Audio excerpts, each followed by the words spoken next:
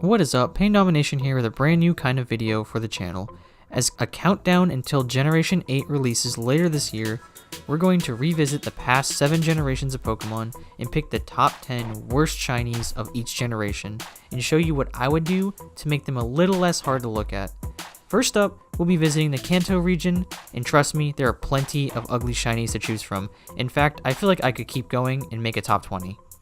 Anyways, let's get right into it.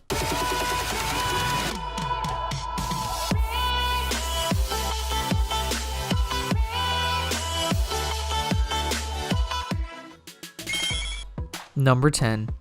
So deciding between these proved to be a hard choice, so I decided to include both Seal, Goldeen, and their evolutions for being so bland and uninspired. You can hardly tell them apart from their shinies. Regular Seal is white, and shiny Seal is, you guessed it, white. Same for Goldeen being almost identical.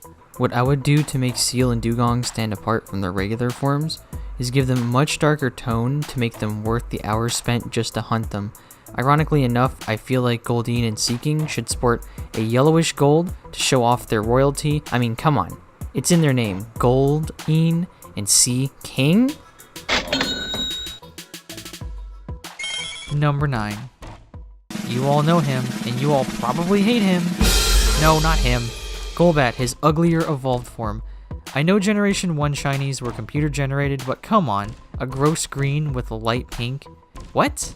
It's bad enough I have to see these in every cave throughout the game, but with some crazy odds or extreme luck, I stumble across a shiny and he's this hard to look at.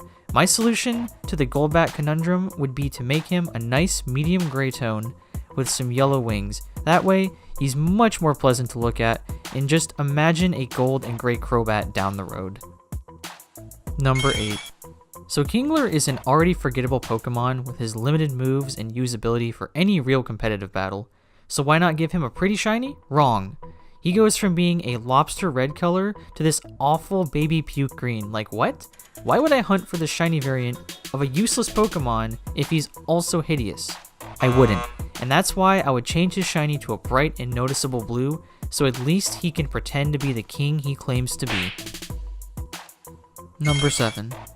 Oh boy, the thumbnail! If Nidoran and Nidorina get to use the opposite gender's color, then why shouldn't Nidoqueen?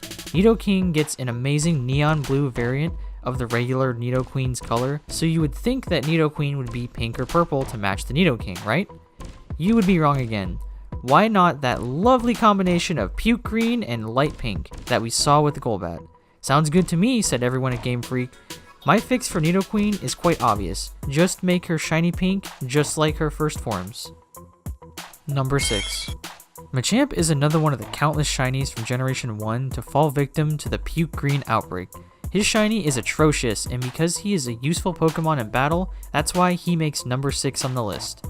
Nothing is better than finding a shiny of a Pokemon that's actually fun to use in battle, right?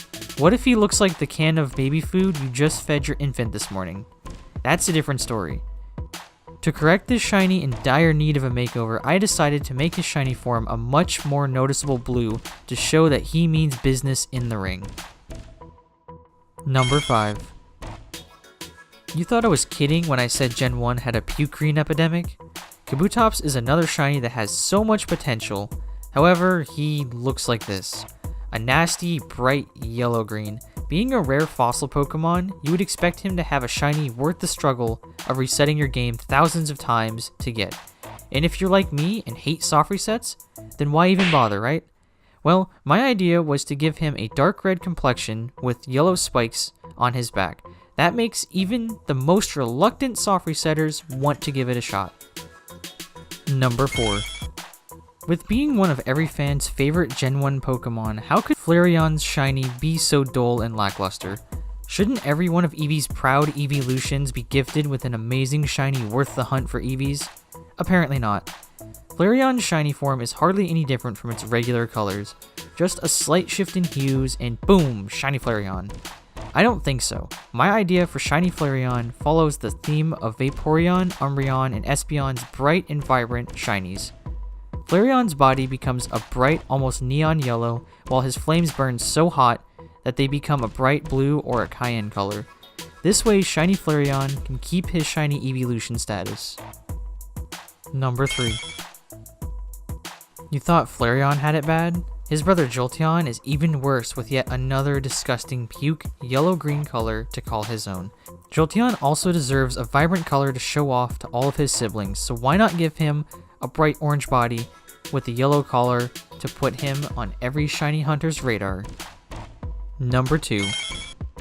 This one is a big one, literally. Snorlax is such an iconic Pokemon from Generation 1, so naturally you would think his shiny would be just as memorable. Well, not really, unless you call slight shifts in saturation memorable? Snorlax is one of the many Pokemon who pull the short end of the stick when being given their shiny forms, with just a slightly darker shade of blue being his shiny. He's big, so why not make him bold? I suggest a bright red to stand out across the globe.